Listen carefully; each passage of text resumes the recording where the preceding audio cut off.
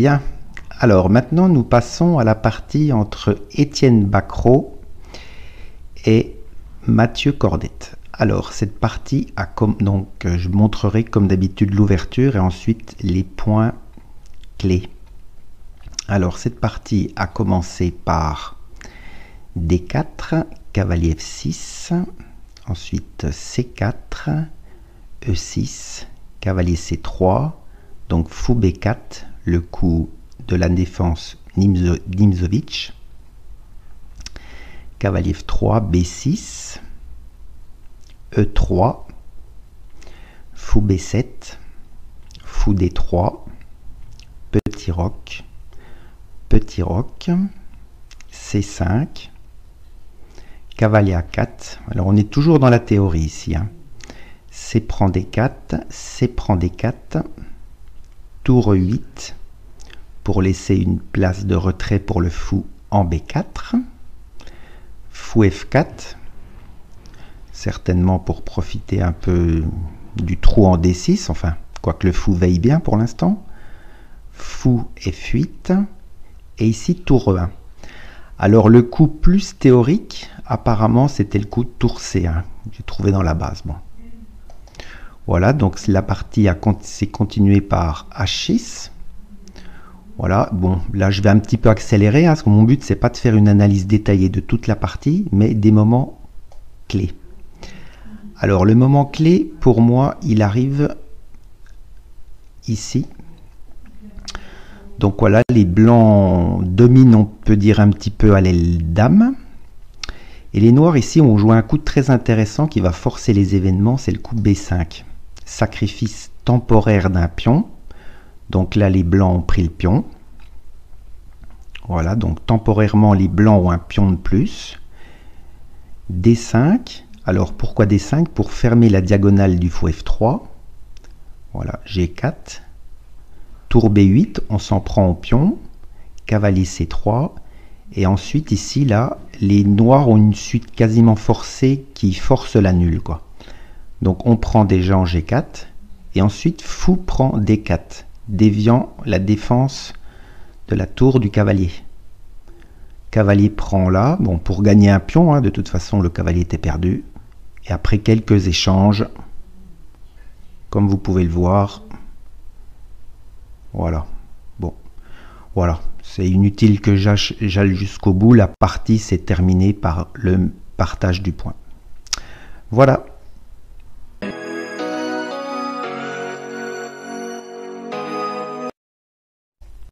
Alors, la partie entre Laurent Fraissinet et Tigran Garamian.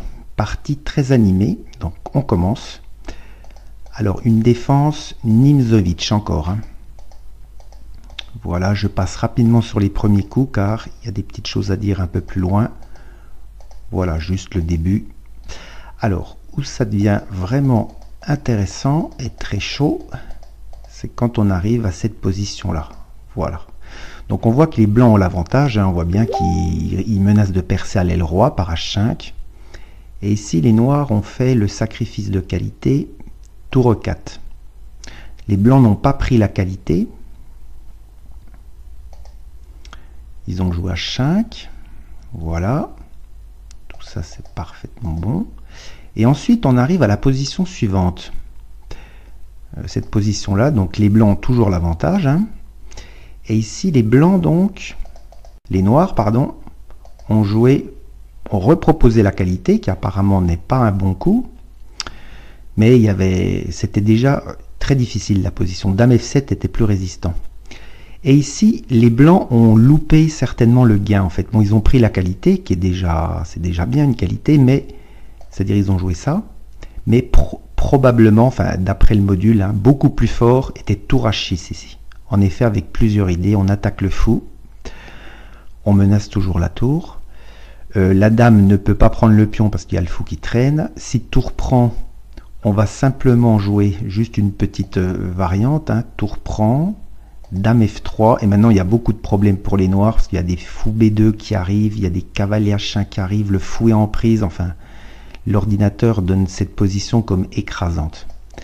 Voilà, donc il fallait pas prendre la qualité, il fallait jouer tour H6 probablement. Mais bon, avec un ordinateur, c'est toujours plus facile, hein.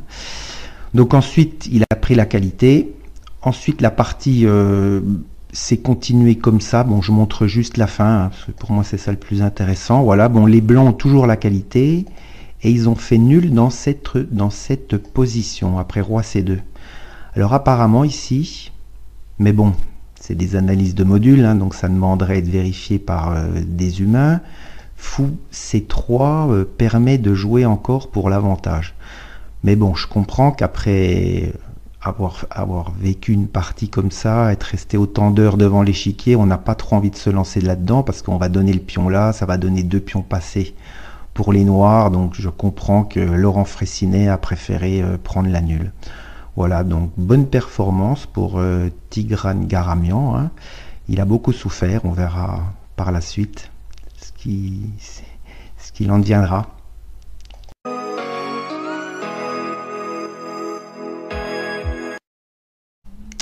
Bien, on passe à la partie entre Romain Edouard donc, et Jean-Pierre Leroux.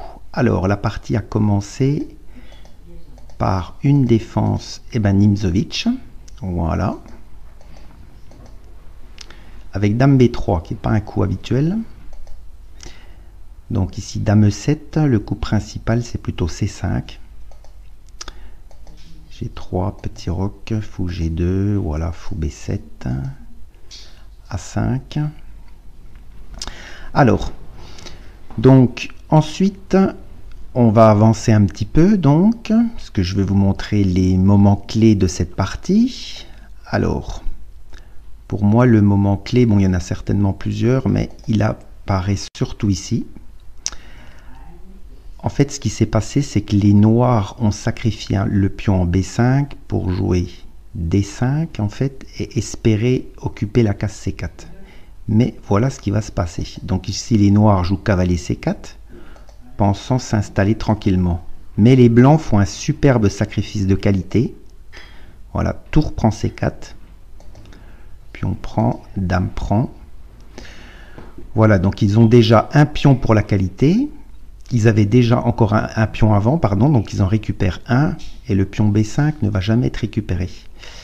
Alors, quelques coups plus tard, voyons voir ce qui s'est passé. Voilà, on est arrivé à cette position ici, là. Les noirs donc ont essayé de jouer F5, je pense pour essayer de faire jouer la tour. Pion prend, tour ici, Fou E5, voilà, maintenant on installe le monstre en E5, et après quelques coups, je peux montrer la fin de la partie car c'est vraiment proche. Voilà, B6, tour B3, et ici un joli coup des blancs également. Non, juste après, pardon. Donc tour prend B3, pion prend, et ici B7. Alors moi j'explique ce coup de la manière suivante. Alors les blancs de toute façon allaient perdre le pion parce qu'il fallait arrêter ce pion là. Ils préfèrent le donner comme ça le roi est obligé de prendre. La tour va mettre beaucoup de temps pour repasser derrière, et en plus on n'ouvre pas la colonne C pour la tour. Voilà. Et ici le joueur avec les blancs a abandonné, car je suppose qu'après roi D3, les blancs viennent s'en prendre en pion B3, et ensuite ils lancent les pions à l'aile roi, et les noirs n'ont qu'une chance de les arrêter. Voilà.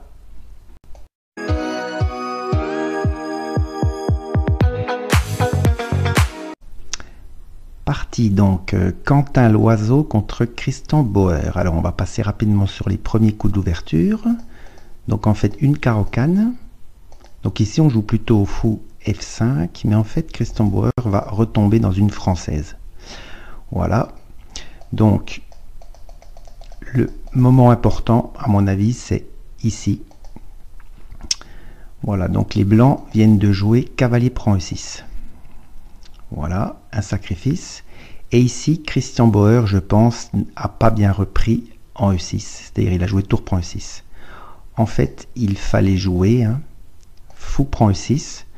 Parce qu'on a l'impression que tour prend E6 récupère la pièce. Mais en fait, non, à cause de la jolie variante suivante.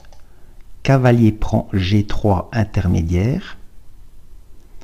Fou prend G3. Tour prend E6. Et maintenant sur fou prend G6, on a dame B6 échec et suivi de tour prend G6 et les noirs sont nettement mieux dans cette position. En effet, le roi blanc est découvert, le roi noir est en sécurité et les noirs vont être mieux.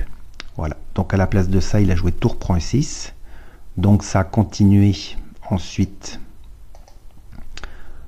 par tour prend, cavalier prend F4. Bon, je ne vais pas vous montrer toute la partie, hein, il y a des analyses. Je vais juste vous montrer la fin en fait. Voilà, on est arrivé donc à une finale tour fou contre tour fou avec un pion de moins. Voilà, on est arrivé à cette finale là. Et dans cette position, les joueurs ont décidé de faire nul. Voilà, fou de couleur opposée. Bon, il y a encore les tours, mais on voit qu'on ne peut plus progresser. Donc une bonne performance pour Quentin Loiseau. Voilà.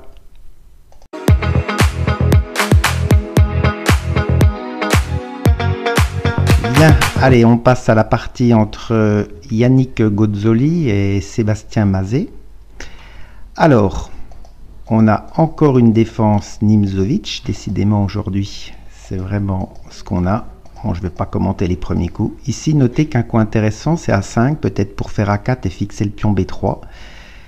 C'est d'ailleurs ce qui s'est passé un petit peu plus tard. Je montre rapidement. Voilà. Donc les blancs ont une faiblesse en A3.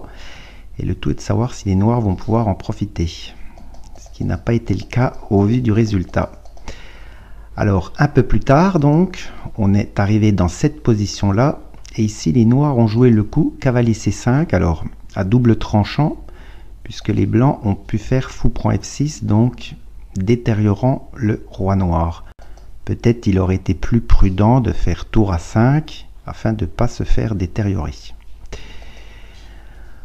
Donc ensuite, après quelques coups, donc on est arrivé à la position assez intéressante suivante. Voilà. Et ici, je pense que les noirs ont commis un mauvais coup, un roi F8, qui est sans doute un mauvais coup. Parce qu'en fait, les noirs, ils vont se retrouver dans la position que je vais vous montrer. Mais avec un roi en F8 et en H7, il aurait été beaucoup mieux le roi. Certainement que la suite tour H, roi H7, dame prend F6, tour prend G3, H prend G3 et tour G8 était meilleur car cela permettait de faire jouer la tour. Voilà, donc malheureux, les noirs ont joué le roi en H8, en F8. Voilà, et après quelques coups, les noirs ont succombé.